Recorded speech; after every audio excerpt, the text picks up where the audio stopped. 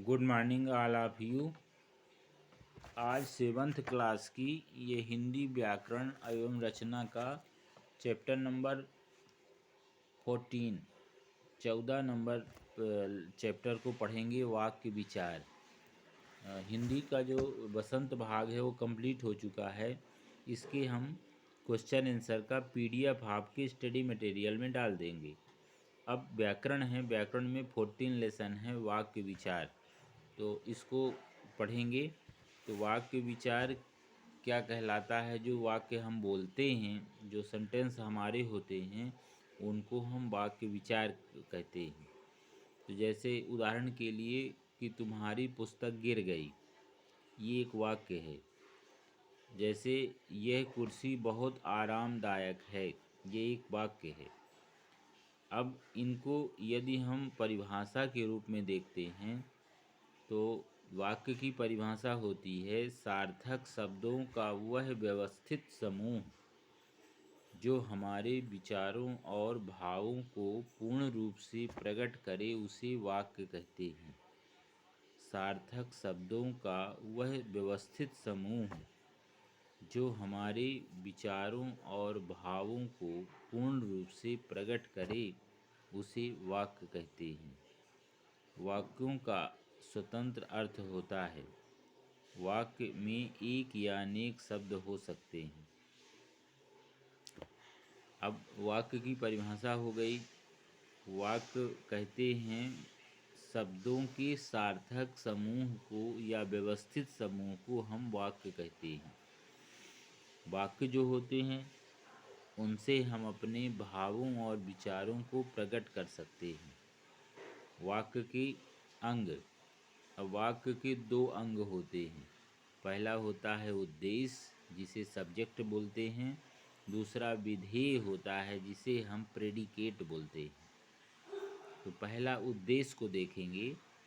उद्देश्य है वाक्य में जिसके विषय में कुछ कहा जाता है, उसे सूचित करने वाले शब्दों को उद्देश्य कहते हैं। जैसे पक्षी डाल पर बैठा है, तो इस तरह से यहाँ जो पक्षी है वह उद्देश्य कहलाएगा, और डाल पर बैठा है जो प्रेडिकेट कहलाएगा। तो ऑब्जेक्ट और प्रेडिकेट ये दो अलग अलग होते हैं, जो उस सेंटेंस में दो भाग होते हैं। इसी तरह विधेय, जिसे प्रेडिकेट, उद्देश्य के विषय में जो कुछ कहा जाए अथवा उद्देश्य जो कुछ कार्य करता है, उसे विधेय कहा जाता है। जैसे पक्षी डाल पर बैठा है, तो डाल पर बैठा है यहाँ पर ये प्रेडिकेट है या विधेय है। पक्षी बैठा है इसलिए पक्षी उद्देश्य है।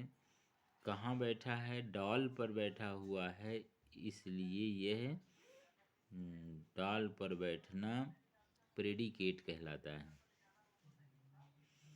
अब है विधेय का विस्तार।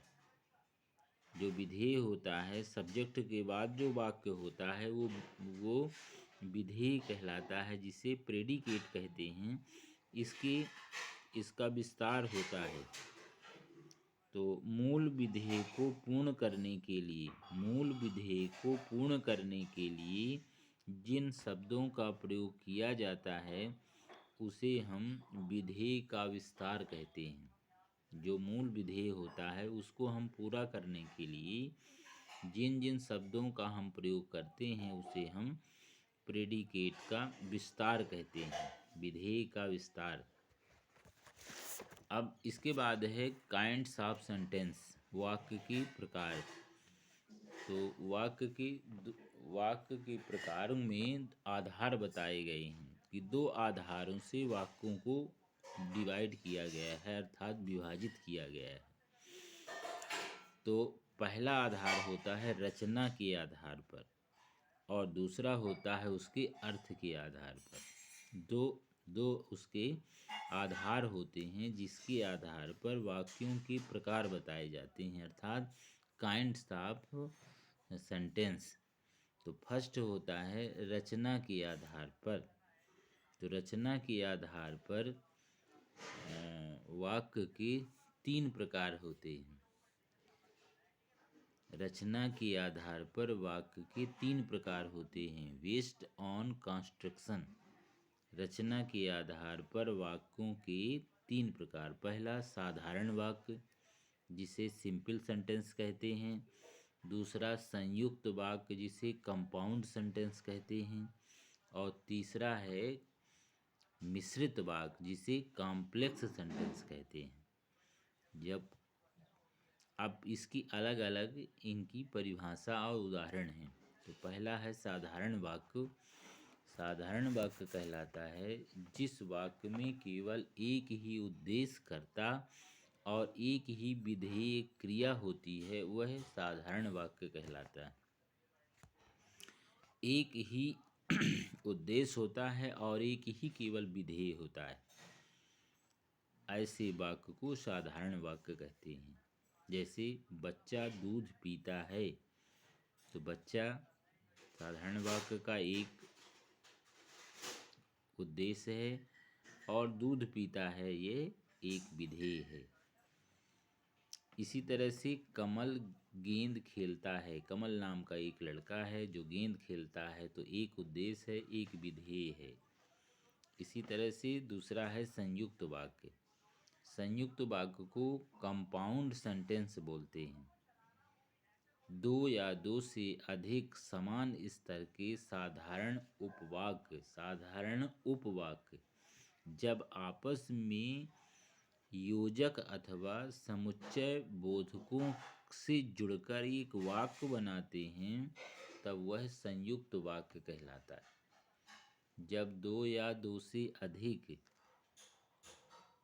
साधारण उपवाक्य आपस में योजक के द्वारा जुड़ते हैं, जुड़ करके एक वाक्य बनाते हैं, तब उसे संयुक्त वाक्य कहते हैं। जैसे मैं और मेरी माताजी बाजार गए। मैं और मेरी माताजी ये उपवाक्य है। मैं भी उपवाक्य है साधारण वाक्य का, और मेरी माताजी ये भी उपवाक्य है।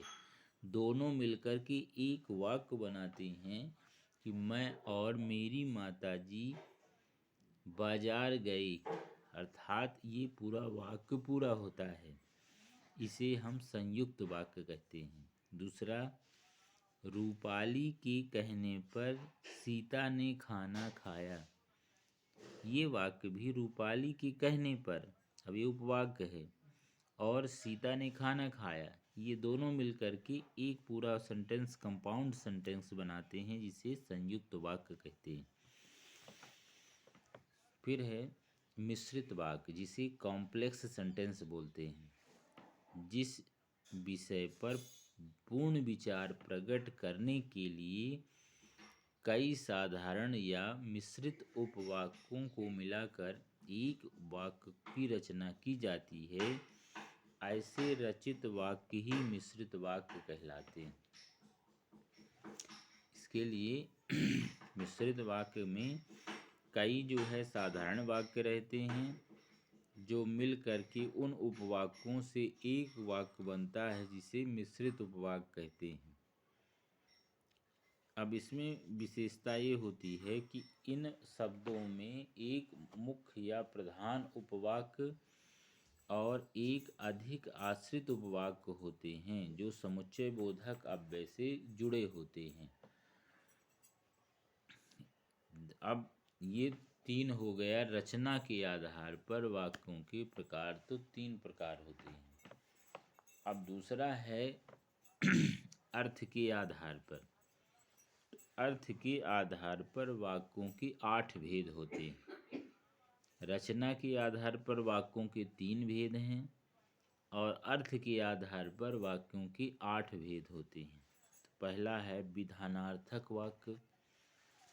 विधानार्थक वाक्य। दूसरा होता है निषेधात्मक वाक्य। तीसरा आज्ञार्थक वाक्य। चौथा प्रश्नार्थक वाक्य। पांचवा इच्छार्थक वाक्य। छठवां संदेहास्पद वाक्य, और सातवां संकेतार्थक वाक्य। आठवां विस्मयबोधक वाक्य। ये 8 प्रकार के अर्थ के आधार पर वाक्य होते हैं। पहला देखेंगे विधानार्थक वाक्य, इसे एसर्टिव सेंटेंस कहते हैं। ये एसर्टिव सेंटेंस कहलाता है, विधानार्थक वाक्य कहते हैं। जिस वाक्य में क्रिया के करने या होने का सामान्य बोध होता है या कथन होता है, वहाँ विधानार्थक वाक्य होते हैं। जैसे मैं पढ़ रही हूँ, मैं लिख रहा हूँ, मैं खेल रहा हूँ, मैं जा रहा हूँ। ऐसे जहाँ वाक्य आते हैं वहाँ विधानार्थक वाक्य होते हैं। फिर है अगला निषेधार्थक वाक्य, निगेटिव सेंटेंस। जिस वाक्य से क्रिया के न होने का बोध हो वह निषेधार्थक वाक्य कहलाता है। जैसे मैं किसी से लड़ाई नहीं करता, न करने का जहाँ बोध होता है। मैं खाना नहीं खाता, वह पढ़ाई नहीं करता, निषेधात्मक वाक्य। तीसरा आज्ञार्थक वाक्य, इम्परेटिव सेंटेंस। आज्ञार्थक इम्परेटिव, जिस वाक्य में आज्ञा दी जाए या उपदेश दिया जाए या आदेश देने का बोध होता है वहाँ आज्ञार्थक वाक्य कहलाता है। चौथा है प्रश्नार्थक वाक्य। प्रश्नार्थक वाक्य कहलाता है इंट्रोगेटिव सेंटेंस। जिस वाक्य में प्रश्न किया जाए वह प्रश्नार्थक वाक्य कहलाता है। पांचवा इच्छार्थक वाक्य, डिजायरेटिव सेंटेंस। जिस वाक्य में इच्छा या आशा के भाव का बोध होता है उसे इच्छार्थक वाक्य होता है। जैसे तुम दीर्घायु हो, वे धनवान हो।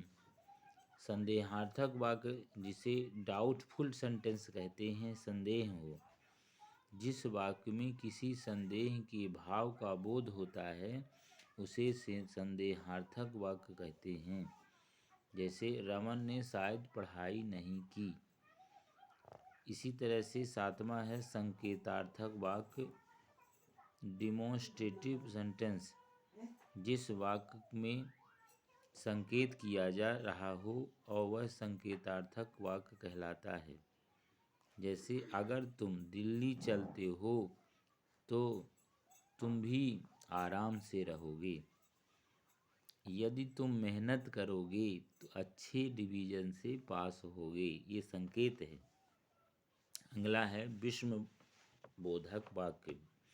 विस्मय बोधक वाक्य में जिस वाक्य में हर्ष है, विस्मय है, शोक है, क्रोध है और ग्लानि है आदि भावों का बोध होता है तो वहाँ विस्मय बोधक वाक्य होते हैं।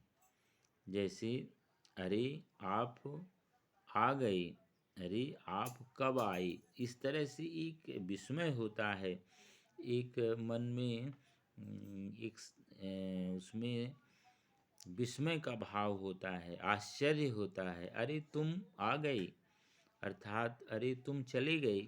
इस तरह से ये वाक्य जो होते हैं जहाँ शोक है, जैसे कहीं गंदगी होती है तो कहते हैं छी वहाँ बड़ी गंदगी है। कुछ किसी चीज़ में खुशी होती है, आह बहुत अच्छा। तो वो चीज़ होती है कि जहाँ पर हमारे मन के भाव प्रकट होते हैं, हर्ष है, शोक है, घृणा है, विस्मय है आदि का बोध होता है, वहाँ विस्मय बोधक वाक्य होते हैं। इस तरह से वाक्यों में के प्रकार आपके सामने हो गए। अब है साधारण वाक्य से संयुक्त वाक्य बनाना और संयुक्त वाक्य से साधारण वाक्य बनाना। साधारण और संयुक्त वाक्य में परिवर्तन अपने चार्ट में दिया गया है, जो एग्जाम्पल में दिया है। इसी तरह से साधारण वाक्य को मिश्रित बनाना और मिश्रित वाक्य को साधारण में बनाना। साधारण वाक्य को संयुक्त बनाना और संयुक्त से साधारण बनाना। इसी तरह से साधारण वाक्य से मिश्रित वाक्य बनाना और मिश्रित वाक्य से फिर साधारण वाक्य बनाना। तो इस तरह से जो सेंटेंस होते हैं तो उनको अपन चार्ट में दिया गया है, इस चार्ट को देखेंगे, उसके अनुसार वाक्यों का विभाजन करेंगे। इसको अभी रीड करेंगे और आप इनको पढ़िएगा। इसके जो एग्जाम्पल हैं, दिए गए एग्जाम्पल हैं पाठ के, इसको इसी पाठ के आधार पर देख के कंप्लीट करना है। जो नहीं बनेंगे उसका हम पीडीएफ आपके स्टडी मटेरियल में भेजेंगे। एक दिन ऐसा निर्धारित है जिस दिन पीडीएफ भेजे जाते हैं, तो फिर हम उस दिन बैठ के इसका पीडीएफ बना लेंगे और आपके स्टडी मटेरियल में भेजेंगे। इसके पहले आपने इस पाठ को पढ़ा, समझा और आपके पास बुक है, उस बुक को आप देख करके इनके क्वेश्चनों को देखिए। पीछे आपके सारे उत्तर दिए गए हैं। जब आप उसको पढ़ेंगे तो सारे प्रश्नों के उत्तर इसी में मिल जाते हैं। तो आप ट्राई करिए और उनको करने का प्रयास करिए, पेंसिल से कर लीजिए। जहाँ परेशानी होती है उसको हम फिर जब इसका हम भेजेंगे तो आप मैच कर लीजिएगा। ओके, तब तक के लिए बाय।